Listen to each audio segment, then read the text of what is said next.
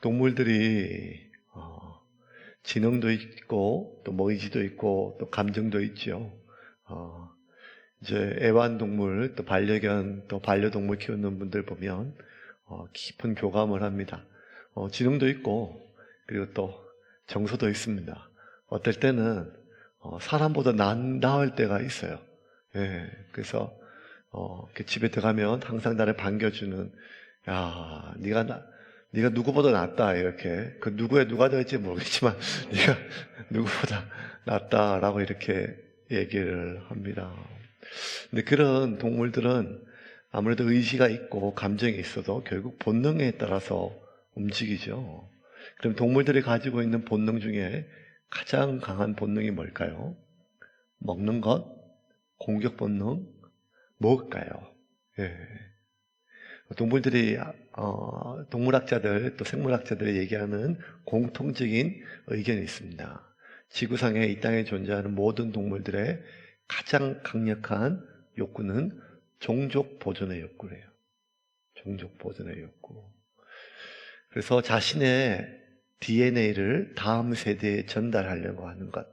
그 종족 보존의 DNA 욕구가 어쩌면 그 동물들이 가지고 있는 가장 강력한 죽음까지도 넘어서는 욕구라고 합니다. 그런 걸 보면 연어가 그 강물에 올라와서 그 마지막 자신의 출생지, 한 번도 자신의 처음 태어난 그곳 가보지도 않고 어떻게 그것을 찾아가는지에 대해서는 아직도 논란이 많지만 한 가지 확실한 건 뭔가 하면 처절할 정도로 올라간다는 것입니다. 네. 온몸이 찢어지고 지느러미가 다 상하고 기진맥진하고 거의 죽기 직전에 가서 먹지도 못한 상태에서 마지막까지 도착을 하면 산란을 하고 그리고 수정을 한 뒤에 곧 죽어버리는 겁니다. 그런 걸 보면 이 동물들이 가지고 있는 그 종족을 보존하고 자신의 DNA를 보존하기 위한 다음 세대에게 넘겨주기 위한 그 동물의 본능은 동물의 그 각각 세포 하나하나 그 DNA 속에 각인되어서 그 무엇도 그 누구도 어떠한 환경도 막을 수 없는 강력한 욕구일 것입니다. 인간에게도 동일한 욕구가 있어요. 본능이 있어요. 어떤 본능인가 하면 자신의 이름을 널리 알리고 싶은 욕구입니다. 꼭 유명해지고 싶지 않다 이렇게 하더라도 여러분 사실 지금 전 세계에서 제일 많이 돈을 버는 그러한 회사들을 보면 하나도 생산적인 게 아니에요. 그냥 자기 얼굴 사진 이렇게 올리고 자기 오늘 저녁에 뭐 먹었는가 사진 올리고 이런 것들입니다. 전부 다 자기를 알리고 자기가 뭘 먹은가 알리고 자기가 뭐 입었는가 알리고 자기 얼굴 알리고 다 거짓으로 꾸며진 얼굴입니다. 다 알리는 것 이런 것들 그런 것들이 가장 돈이 된다고 하는 것은 어쩌면 가장 사람들의 인정할 수 없지만 인정하든 안 인정하든 가장 중요한 욕구를 건드린 것이 나일 수 있겠죠. 옛말에 호랑이는 죽어서 가죽을 남기고 사람은 죽어서 이름을 남긴다고 하였죠. 이 말은 바꾸어 말하면 호랑이는 가죽 때문에 죽습니다. 호랑이는 가죽 때문에 죽죠. 죽임을 당합니다. 사람은 그 명성 때문에 그 이름 때문에 결국 죽임을 당해요. 역사를 공부하면 수없이 많은 전쟁들이 있습니다. 정복전쟁들, 대륙과 대륙, 나라와 나라, 민족과 수많은 전쟁, 그리고 그 모든 전투, 정복 이런 모든 것들을 보면 결국 큰 대의와 명분이 있지만 자신의 이름을 역사에 남기고자 하는 그러한 욕망 때문에 얼마나 많은 백성들이 깔달도 모르는 전쟁에서 죽어가고 또 지울 수 없는 아픔들이 대대로 이어지고 있습니까? 그런 말들을 합니다. 전쟁은 늙은이들이 결정하고 전쟁은 젊은이들이 죽는다. 정치인들이 전쟁을 결정하고 결국 그 정치와 아무나 상관이 없는 민초들이 죽임을 당하고 고통을 겪는 것이 결국 어쩌면 명성이라고 하는 그 이름을 널리 퍼주고자 하는 자신의 영향력을 알리고자 하는 그러한 욕구는 동물 못지않은 인간의 욕망 중에 하나입니다. 그렇게 따지고 봤을 때 오늘 본문에 나와 있는 이 솔로몬의 명성은 이미 온 땅에 다 퍼져 있습니다. 오늘 본문 1절 같이 한번 읽겠습니다. 1절입니다. 스바의 여왕이 여호와의 이름으로 말미암은 솔로몬의 명성을 듣고 와서 어려운 문제로 그를 시험하고자 하여. 자, 스바의 여왕이 여호와의 이름으로 말미암은 솔로몬의 명성을 듣고 와서 어려운 문제로 그를 시험하고자 하여. 자, 열왕기상 10장은 솔로몬의 수많은 기록 가운데 가장 중요한 장입니다. 솔로몬의 인생의 최고의 전성기를 기록한 장이에요. 10장에는 두 부분으로 나눠요. 10장의 전반기는 솔로몬의 명성, 그것을 남방 여왕, 스바의 여왕이 찾아와서 그 대신해서 알려주는 것이고, 또 하나는 하반절에 나오는 10장의 후반부에 나오는 부분은 솔로몬 시대에 솔로몬이 누렸던 부귀와 영화에 대한 그러한 기록들입니다. 그 중에서 솔로몬이 얼마나 많은 부귀를 누렸고 얼마나 많은 영화를 누렸는지보다 더 앞서서 나온 것이 솔로몬이 명성에 대한 이야기입니다. 그 솔로몬의 그 명성을 솔로몬 자신의 입으로 얘기하는 것이 아니라 스바의 여왕, 그 스바라고 하는 나라가 학자들마다 좀 논란이 좀 있어요. 많이 좀 알려졌기는 에티오피아라고 얘기할지 있어요. 스바가. 근데 또 여러분, 에티오피아 못지않게 남방에서 지금의 예멘 지역이라고 또 보고 있습니다. 그래서 지금은 정확한 사실은 몰라요, 여기. 에티오피아인지 아니면 예멘인지.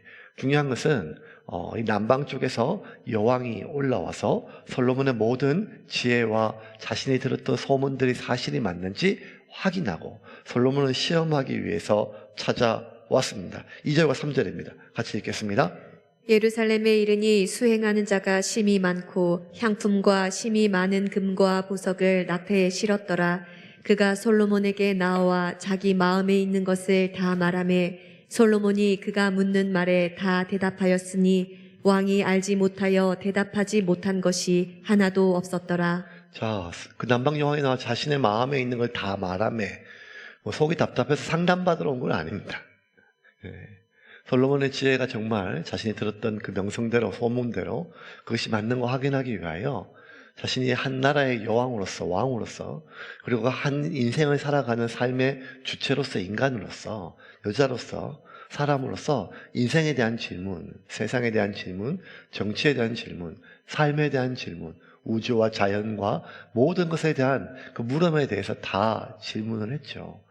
그 질문 어느 것에도 솔로몬이 대답하지 못한 것이 없었고 막히는 부분이 없으며 말 못한 부분이 없었습니다. 사실 솔로몬의 모든 명성은 그대로 다 사실이었습니다. 사실을 능가했었습니다. 깜짝 놀랐어요. 아니 어떤 걸 물어도 막힘이 없고, 여러분 보통 이런 모든 분야에 다 이렇게 줄줄 얘기하면 사기꾼일 가능성이 많거든요. 거의 이렇게. 그런데 솔로몬은 사실들을 그리고 진실을 하나도 빠짐없이 막힘없이 다 이야기를 해 주었습니다. 이게 진짜 어려워요, 여러분. 저도 목사니까 질문을 받는 게 아니라 한탄이지만 질문을 해요. 어떤 말인가 하면, 목사님, 하나님 저한테 왜 이러실까요? 제가 얘기를 해줘요. 하나님이 그러시진 않을 건데 근데 분명한 거는 하나님 속내를 잘 모르겠습니다. 하나님 사랑이신데, 하나님 사랑이신 하나님이 왜 이렇게 저희의 고통을 허락하실까요? 그 이유도 알 수가 없습니다. 우리가 인생을 살아갈 때 얼마나 많은 아픔과 고통이 있고 또 절망이 있고 또 신음이 있습니까? 말로 다 할 수 없는 그런 서름과 그 인생의 무거운 짐들 속에서 우리가 늘 하나님께 기도하고 하나님께 나아가지만 말씀을 통해서 우리가 그 답을 얻을 때보다 얻지 못할 때가 더 많거든요. 가슴이 답답하고 문제 해결보다 하나님 왜 이러십니까? 라고 하는 그 이유를 듣기 위하여 참 많은 밤을 홀로 하나님 앞에 나와 기도하지만 그 어떠한 문제도 명쾌하게 하나님께 대답을 듣지 못한 채 오히려 기도하러 오기 전보다 더 무거운 마음으로 돌아갈 때 사실 많은 것 아니겠습니까? 질문이 참 많죠. 의문이 참 많습니다. 어떻게 살아가야 할지, 어떻게 살아가야 할지, 이게 뭔지, 정말 하나님이 원하시는 게 뭔지, 나한테 왜 이러시는지, 이런 많은 개인적인 질문부터 한 나라와 한 민족과 삶에 대한 수많은 질문들에 대해서 솔로몬은 하나님의 지혜로 막힘없이 모든 것들을 다 이야기를 해주었고, 그 이야기가 이 남방 요한이 다 이해가 되고 의문이 다 풀렸습니다. 그렇게 되자 이제 남방 요한은 구체적으로 솔로몬의 지혜뿐만 아니라 솔로몬이 이룩한 업적들을 그의 눈으로 하나하나 확인하기 시작합니다. 4절과 5절입니다. 같이 읽겠습니다. 스바의 여왕이 솔로몬의 모든 지혜와 그 건축한 왕궁과 그 상의 식물과 그의 신하들의 좌석과 그의 시종들이 시립한 것과 그들의 관복과 술 관원들과 여호와의 성전에 올라가는 층계를 보고 크게 감동되어 하나씩 다 봤어요. 다 봤어요. 다 설명을 해주고 놀랐죠. 이게 아마 이쪽 부산 쪽에 경남 쪽에 개척하시는 분들 목사님들 중에 한 반은 저희 교회 왔다 가신 것 같아요. 최근 진짜로. 뭘 보고 왔는지 와가지고 전부 다 하나같이 목사님의 목회 철학이 어떻습니까? 설교는 어떻게 준비하십니까? 예배는 어떻게 드리시고 그리고 어느 포인트를 두셔서 젊은이들 왔습니까? 이렇게 묻는 분들 거의 없었어요. 제일 많이 물었던 전부 다 한 분도 빠짐없이 공통적인 질문 중에 하나 넘버 원, 바닥의 재료가 무엇입니까? 이 에폭시를 어떻게 깔았습니까? 하는 것들. 한참 그렇게 막 묻다가 희한하게 오래 오시는 분들은요, 제일 많이 물어보시는 게 뭔가 하면 이 의자 얼마예요? 이렇게 물어보세요. 이 의자 얼마예요? 그래서 제가 지금 고민이에요. 밖에 써놓을까? 67,000원, 택배비 4,000원, 전화번호까지 해가지고 딱 그냥 써놓을까? 해가지고. 늘 똑같은 거 물어도 여러분, 그렇게 지겹거나 귀찮지가 않습니다. 왜냐하면요, 자랑하는 재미가 있습니다. 자랑하는 재미가 있죠.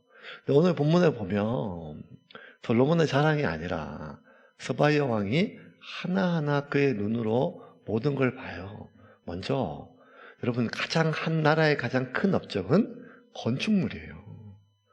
이집트의 파라오가 세계 최고의 강대국이었는데 새로운 파라오가 생기면 가장 먼저 하는 게 뭔가 하면 자기가 살아있을 때 자신의 무덤 피라미드를 먼저 만들어요.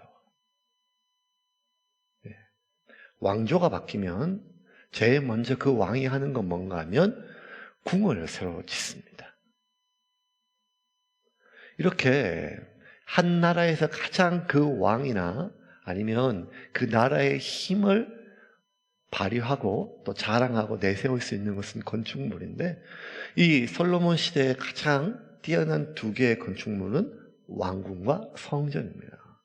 그리고 그 왕궁과 성전은 그 당시에 가장 뛰어난 기술고 그리고 최고급 재료와 뿐만 아니라 그 규모가 그 고대 근동 지역을 압도할 만큼의 규모였었어요. 그러니 그 건축물을 보고 놀라 자빠졌지요. 건축물만 본 것이 아니라 그 모든 시종들의 시립한 것, 뭔가 하면 관료들의 행정 체계를 본 겁니다. 나라의 관료들이 어떻게 세워졌고 내각들이 어떻게 구성되었고 어떤 부서들로 진행되었는지에 대해서 바라보고 있죠. 관료 행정체계, 관복을 봤다는 것입니다. 그것은 그 나라의 문화를 보고 그러니까 하나하나 이 남방여왕이요, 건축물부터 시작해서 행정체계, 문화, 이 수많은 것들 하나하나 봤을 때 그가 한마디로 자신이 본 모든 것에 대한 평가가 이것이었습니다. 그게 뭔가 하면 내가 들은 것은 사실의 절반도 되지 않는구나. 원래 보면 소문난 잔치에 먹을 것이 하나도 없는 것 아니겠습니까? 저는 진짜 전단지에 나오는 그 음식 그대로 주는 식당을 본 적이 없어요. 네.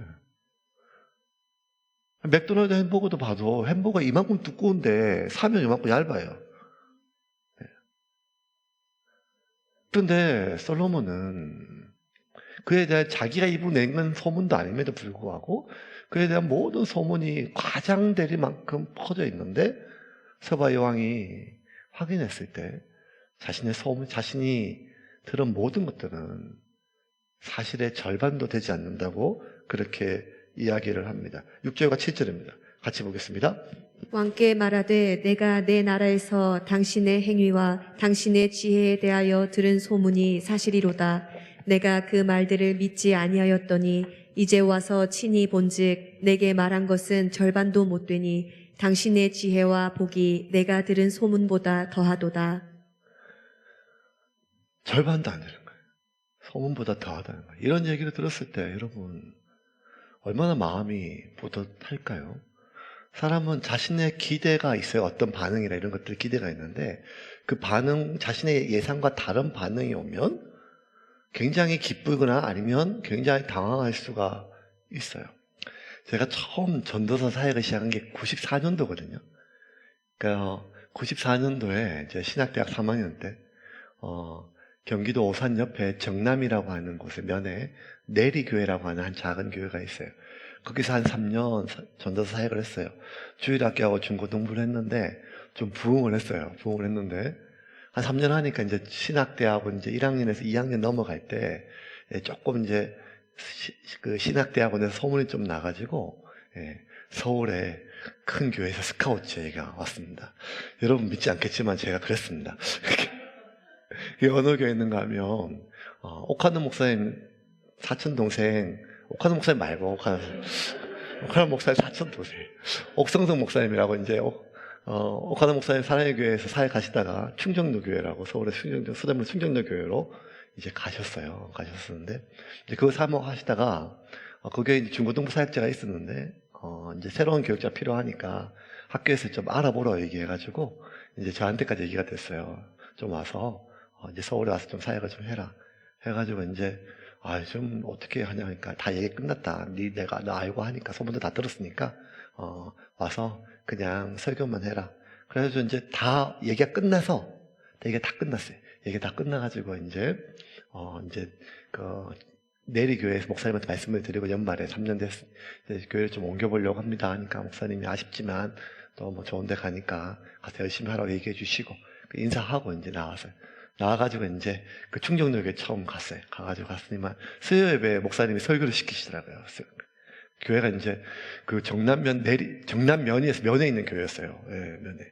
쬐끄만 교회였다가 충정로에 좀 큰 교회 가서 설교 하니까 막 좀 쫄기도 했지만 또 설교를 또 열심히 잘 준비해가지고 열심히 설교를 했어요. 제 나름대로 잘 준비해가지고 설교 참 잘했던 것 같아요. 설교 다 끝나고 나서 이제 목사님이 그 교회 앞에 있는 갈비탕 집에 가서 저녁에 갈비탕 한 그릇 사주시면서 봉투도 하나 주시면서 저는 이제 언제부터 출근하면 되냐 이런 거 막 묻고 이제 막 하려고 했더니 그 옥 목사님이 저한테 이렇게 말씀하세요. 김 전사 진짜 미안한데 장로님들이 무슨 말인지 하나도 못 알아듣겠더라. 그때 제가 혀가 짧은 줄 처음 알았어요. 아마 사투리도 썼고 또 그때 마스크도 안 쓰는 어쨌든 하여간 제가 너무 흥분했는지 무슨 말인지 하여간 그래서 그 목사님 하시는 말씀이 저 지금도 기억나요. 내가 길을 쫑긋 세우고 들으려고 했는데 내용은 참 좋은 것 같은데 전달이 잘 안 되더라 이렇게 얘기를 하세요. 결론적으로 잘렸습니다. 잘려가지고 이전에 있던 교회는 사임을 하고 다 됐다 그래가지고 그 중간에서 그렇게 하다가 이제 몇 교회에 다 이렇게 이력서를 냈는데 다 안 됐어요. 안 돼서 뭘 했는가 하면 천안에 있는 저희 형님 갈비집, 황소고집에서 3개월 동안 숯불 피우고 배달해서 이렇게 그런 인생의 암흑기가 있었습니다. 그때 제가 굉장히 낙심이 됐었어요. 낙심이 됐어요.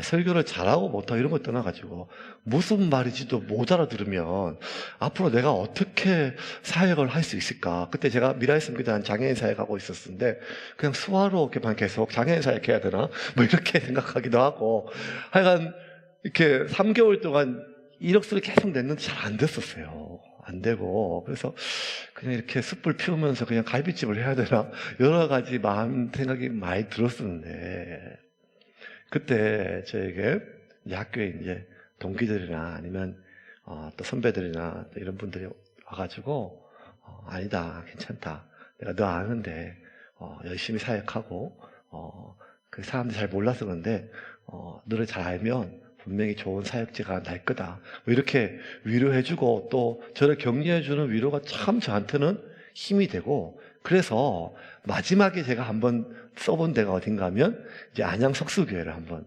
그렇게 이력서를 내가지고 갔었습니다. 그때 제가 지금 돌아보면 진짜 제가 그때 그 순간에 어떤 마음이 들었는가 하면 제가 참 교만해졌던 것 같아요.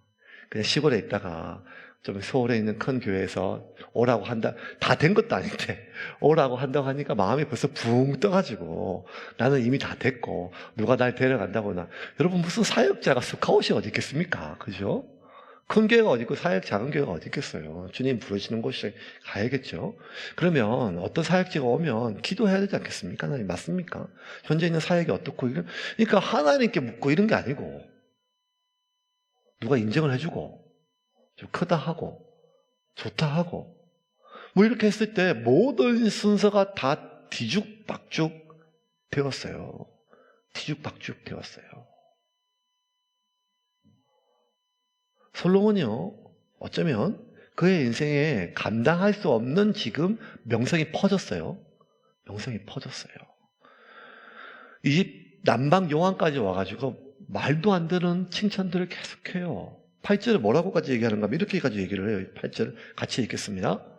복되도다 당신의 사람들이여, 복되도다 당신의 신하들이여, 항상 당신 앞에 서서 당신의 지혜를 들음이로다. 쉽게 얘기하면 뭔가 하면 내가 지금 왕 자리 다 내려놓고 당신 밑에 신하였으면 좋겠습니다. 그래서 이런 귀한 이야기를, 지혜를 계속 들었으면 그것만큼 복되는 게 뭐가 있겠습니까? 이런 말들을 들었을 때 여러분, 기쁘지 않은 사람이 어디 있겠어요? 이런 칭찬과 이런 인정과 그냥 일개 민초나 서민이 아니라 여러분, 왕이에요, 왕. 여왕이 왕이 와가지고 이런 말을 해요. 제가 차라리 왕이 아니라 당신 밑에 저 말단에 저 신하가 되더라도 당신같이 이렇게 지혜롭고 당신같이 이렇게 훌륭한 그런 왕의 이야기와 왕의 통치를 받는다면 제가 소원이 없겠습니다. 이런 진심 어린 평가와 반응을 들었을 때 솔로몬이 얼마나 기쁘겠습니까? 여러분, 칭찬 소리는요, 높여지는 이야기는요, 찬양 소리는요, 하루 종일 들어도 질리지가 않아요. 질리지가 않아요. 그러니까 여러분, 백설공주 동화에도 나오잖아요. 그 마녀가 맨날 거울 보고 묻잖아요. 거울아, 거울아, 이 세상에서 누가 제일 매이쁘니? 어제도 묻고, 그제도 묻으니까 거울이 짜증나가지고, 딴 사람이 더 이쁘다고 막 얘기하고 그러잖아요. 그러니까 맨날 자기가 얼마나 자기가 괜찮은지, 이쁜지, 뭐 하는지 이런 것들은요, 날마다 확인받고 싶고, 또 인정받고 싶고, 이런 얘기는요, 진짜 질리지가 않아요. 질리지가 않아요. 질리지가 않아요. 그러니까 여러분, 이 땅에 있는 수많은 간신들, 딸랑이들요, 그 리더들이, 권력자들이요, 술 먹으러 갈 때 막 딸랑이들 다 데려가는 이유가 뭐 있겠어요? 하루 종일 어제 했던 아부, 오늘 했던 아부, 똑같은 아부고 다 알아요. 이거 아부인 줄 알면도 불구하고요, 그게 질리지가 않는다는 거예요. 다른 안주가 없어도 술이 들어간단 말이에요. 이게 사람의 마음이거든요. 즐거움이 넘쳐나죠. 더군다나 이거는 아부나 거짓이 아니라 솔로몬에 대한 이러한 평가는 사실이었고 팩트였고 또 잘못된 평가도 아니었습니다. 솔로몬은 말 그대로 한 인간으로서 누릴 수 있는 최고의 전성기의 시대에 지금 서 있어요. 황금기를 보내고 있습니다. 그리고 솔로몬뿐만 아니라 어떤 인간이라도 자신의 인생에서 이러한 평가를 듣고 이러한 이야기를 들었을 때 그것은 평생 자신의 삶의 자산이 되고 삶의 중요한 에너지가 됩니다. 이거 잘못된 게 아닙니다. 이거 나쁜 것이 아닙니다. 근데 문제는 이거예요. 이렇게 솔로몬이 자신의 최전성기, 인생의 황금기가 10장인데요. 그 다음 장 11장이 뭔가 하면 솔로몬의 타락과 쇠퇴, 몰락, 죽음이에요. 솔로몬의 몰락이, 솔로몬의 소멸이, 솔로몬의 타락이, 솔로몬의 파멸이 언제 왔는가 하면 가장 최전성기, 인생의 최고 황금기. 솔로몬에 대한 이야기 우리가 지금 계속 보잖아요. 지금 계속 보고 있지 않습니까? 11기 들어서면서 계속 보고 있지 않습니까? 그러면 최고 황금기를 할 수 있는 이 10장, 그러니까 어쩌면 솔로몬이 가장 명성이 펼쳐지고 가장 그의 인생의 부귀와 영화가 넘쳐날 때, 그때가 언젠가 하면 죽기 직전이라는 거예요. 파멸되기, 그의 인생이 완전히 소멸되기 직전이라는 것입니다. 여기에서 참 아이러니가 있습니다. 과연 황금기란 게 뭔가? 전성기란 게 과연 인생에서 무엇인가? 내 인생에서 어떤 종류의 재료가 쌓여가느냐는 참 중요한 문제예요. 여러분, 아름다운 추억들이 많으면 좋죠. 그렇지 않겠습니까? 상처나 썬뿌리보다 내 인생에 수많은 재료들이요, 썬뿌리만 쌓여가고 상처들만 쌓여가는가 보다 기쁨과 감사와 추억들, 좋은 것들이 많이 쌓여가는 것이 훨씬 더 아름답고 귀한 것 아니겠습니까? 그 맞는 말이죠. 근데 여러분, 어쩌면 더 중요한 것은 내 인생에 밝고 좋고 기쁘고 행복한 좋은 인생의 경험들, 아니면 반면에 어둡고 슬프고 지우고 싶고 생각하고 싶지 않는 아픔의 재료들, 이것들 중에서 어떻게 내 진약은 인생의 삶을 추억으로 저장할 것인지 상처로 저장할 것인지는 내 인생에 발생한 사건 자체가 결정하는 것이 아니라 그것을 우리가 해석하는 나의 해석이 결정돼요. 똑같은 경험을 해도 그것이 인생의 추억으로 쌓이는 사람이 있고, 똑같은 경험을 해도 그것이 인생의 아픔과 상처로 기억되는 사람들이 있지 않습니까? 우리 인생에 어쩌면 좋은 경험이 많이 쌓이는 것이 중요합니다. 근데 더 중요한 것은 뭔가 하면 그 인생에 쌓여가는 재료들에게 그 재료들을 어떻게 발효시킬 건가 아니면 부패시킬 건가 하는 그 발효와 부패 사이에 내가 집어넣는 효소입니다. 솔로몬은 이 좋은 재료를 가지고요, 이 좋은 재료를 가지고 그의 인생을 부패시키고 그의 나라를 가장 부패시키고 소멸시키고, 하나님께서 가장 귀하게 성전을 짓게 하시고 온전하게 내가 다윗을 생각하고 너의 기도와 일천번제와 너의 진심을 한 마음을 내가 받아서 너의 왕위를 영원히 지속시켜 주겠다라고 주셨 약속, 이 모든 것을 가지고 있었던 그 순간, 이 좋은 재료를 가지고요, 솔로몬은 부패시키고 타락시키고 그리하여 온갖 악취와 독이 나와서 자신만 죽이는 것이 아니라 이스라엘 민족과 수많은 백성들을 죽이고 고통 속에 만들어 버렸습니다. 결국 북이스라엘이 망하고 남유다가 다 깨지고 하는 이 모든 것들의 시작은 솔로몬의 타락으로 시작이 됩니다. 솔로몬 한 사람 개인의 인생의 파멸로 끝나는 것이 아니라 한 민족, 하나님이 선택한 민족의 파멸로 가는 그 길은 그의 인생에 고통과 어둠의 많은 재료들이 쌓여서가 아니라 가장 전성기에 그 좋은 재료들을 타락과 부패라고 하는 그 부패교도를 통해서 다 썩게 만들었기 때문입니다. 반면에 여러분 요셉을 보면요, 요셉의 인생의 가장 황금기는 형들이 구덩이에 팔았을 때 그 짧은 시기가 아니라 보디발의 감옥에 갇혔을 때예요. 얼마나 긴 시간입니까? 언제 풀려날지도 몰라요.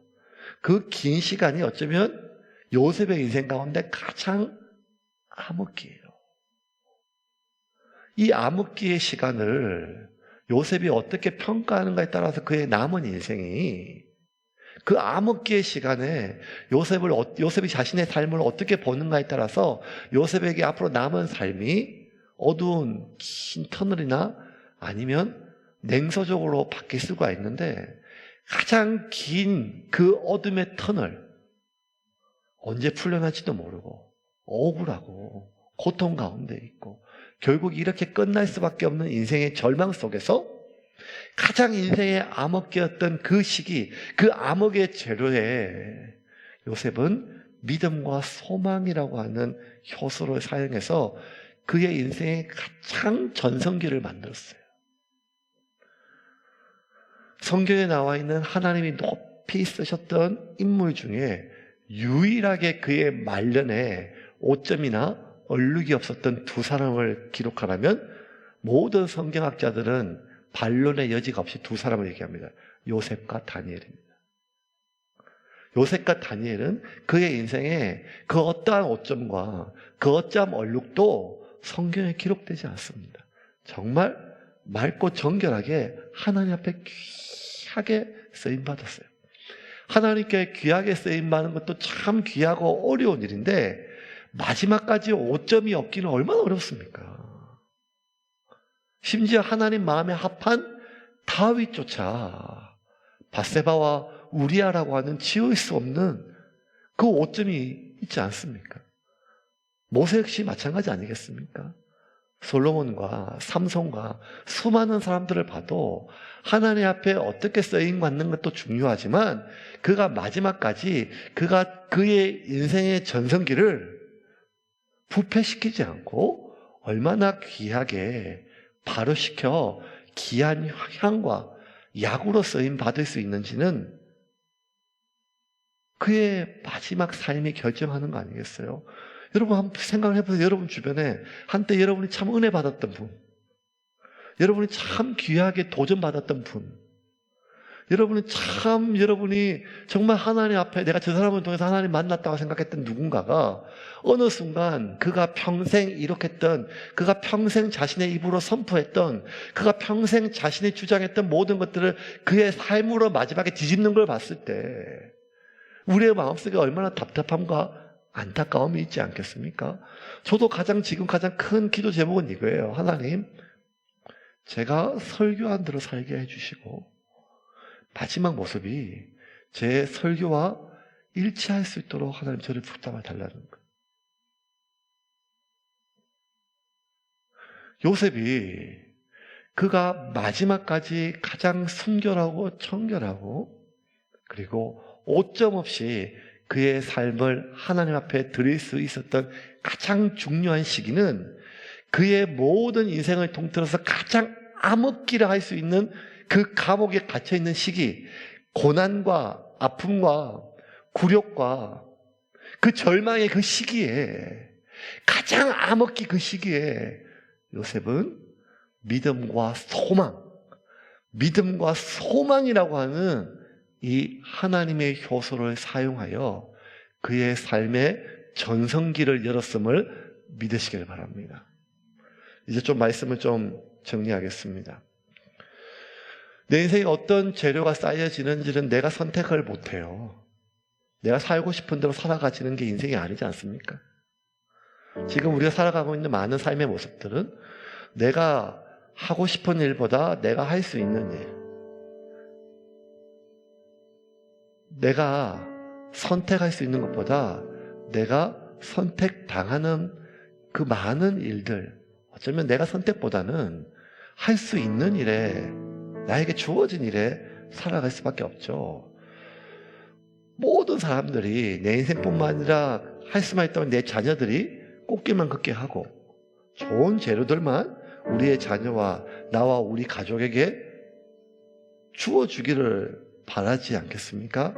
하지만 아무리 우리가 기도하고 소원을 가진다 할지라도 인생을 하다 보면 수많은 거친 재료들, 독한 재료들, 아픈 재료들이 내 삶에 쌓이게 됩니다. 그 재료들은 어쩌면 내가 선택할 수 없는 삶의 재료들입니다. 이러한 재료들을 내가 선택할 수는 없지만 내가 유일하게 선택할 수 있는 한 가지, 그것은 어떠한 부패균을 집어낼 것인가, 아니면 어떠한 발효균을 집어넣을까. 결국 우리가 이 세상을 살아갈 때 사무엘상과 열왕기상을 통해서 지켜본 한 가지 가장 중요한 그 중심적 축은 무엇인가 하면 결국 역사는 하나님의 섭리 안에 있다는 거 아니겠습니까? 참 많은 사람들이 머리도 써고 모략도 부리고 애도 써고 수고를 하지만 결국 인생은 하나님의 손에 달려있고 하나님의 섭리에 따라 진행될 수밖에 없다는 것이 성경이 우리에게 수천 년 동안 일관되게 증언하는 것입니다. 그러므로 삶의 지혜는 무엇인가 하면 하나님의 뜻이 어디에 있는지, 하나님의 섭리가 어디에 있는지를 내가 날마다 바라보고 그 하나님의 섭리 안에 내가 있기를 몸부림치는 것입니다. 그 하나님의 섭리가 주님의 말씀이죠. 성령의 인도하심 아니겠습니까? 내 마음의 소원보다 주님의 섭리가, 내 마음의 간절한 원함보다 성령님의 세미한 음성이 우리의 삶을 더 온전한 길로 인도한 줄을 믿으시기를 바랍니다. 여러분의 인생을 부패시킬지 발효시킬지는 여러분 스스로가, 제가 결정할 수 있습니다. 여러분이 지금 인생에서 어떤 시기를 겪고 있는지 잘 모르겠습니다. 나름 전성기일 수도 있고 세태기일 수도 있고 암흑기일 수도 있고 혼란기일 수도 있습니다. 각자의 해석과 상황은 다 하지만 여러분이 여러분 스스로 지금 있는 이 시기가 어떤 시기라 할지라도, 여러분의 삶에 쌓여가는 이 재료가 어떠한 재료라 할지라도, 여러분이 그 시기와 재료에 하나님의 효소인 믿음과 소망이라고 하는 시각으로 심는다면 하나님이 여러분의 인생의 전성기에 문을 여는 시기로 사용하실 줄을 믿으시기를 바랍니다. 그렇지 않으면 그 어떠한 전성기도 부패의 도구일 뿐입니다. 지난주 우리가 말씀을 통해서 배운 것처럼 가인이 애녹성을 쌓고 자신을 보호할 수 있는 수많은 높은 성과, 자신에게 지켜줄 수 있는 자신의 모든 많은 것들을 유지할 수 있는 오늘의 안전과 내일의 먹을거리, 그 많은 부와 목축과 즐거움과 노래와 예술과 자기를 지킬 수 있는 그 수많은 무기들까지 다 하나하나 어쩌면 인생의 최고의 전성기를 할지라도 하나님을 떠난 그 모든 재료들은 결국 그 애녹성을 지옥성으로 만드는 부패에도 사용될 수밖에 없다는 것입니다. 오늘 본문의 1절에 어쩌면 솔로몬의 이 가장 최고의 전성기의 열쇠가 있습니다. 1절 제가 읽을게요. 서바의 여왕이 여호와의 이름으로 말미암아 솔로몬의 명성을 듣고 와서 어려운 문제를 그를 시험하고자 하여. 솔로몬의 명성이 누구로 말미암은 것입니까? 여호와로 말미암아. 여호와의 이름으로 말미암은 솔로몬의 명성.